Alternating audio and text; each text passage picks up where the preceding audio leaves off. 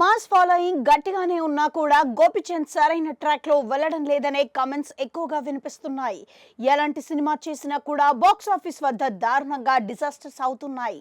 అతని కటౌట్ కి mass image కి ఈ పాటికే 100 కోట్ల హీరో అవ్వాలి. కానీ గోపీచంద్ దురదృష్టం ఏమిటో గానీ సరైన హిట్స్ పడడం లేదు. దానికి తోడు కమర్షియల్ ఫార్మాట్ లో ఎక్కువగా సినిమాలు చేయడం ఆడియన్స్ కు కూడా నచ్చడం లేదు.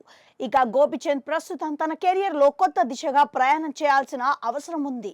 ఇటీవల ఆయన చేసిన కొన్ని సినిమాలు బాక్స్ ఆఫీస్ వద్ద ఆశించని ఫలితాలను ఇవ్వలేకపోయాయి. భీమాతో కొంత ఊరట పొందిన గోపీచంద్ విషయంతో మళ్లీ ఒడిదుడుకులకు గురయ్యాడు. ఈ నేపథ్యంలో గోపీచంద్ ట్రాక్ మార్చినట్లుగా తెలుస్తోంది.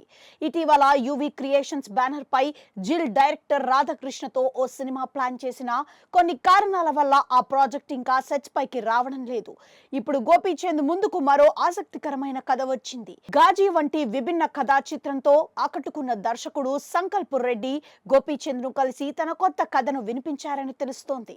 గోపీచంద్ కు ఆ కథ చాలా బాగా నచ్చడంతో ఈ ప్రాజెక్ట్ త్వరలోనే అధికారికంగా ప్రారంభమయ్యే అవకాశం ఉందట.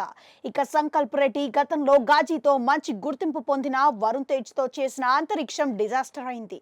ఇక ఆ తరువాత IB-71 సినిమా ఆశించిన విజయాన్ని అందించలేకపోయింది.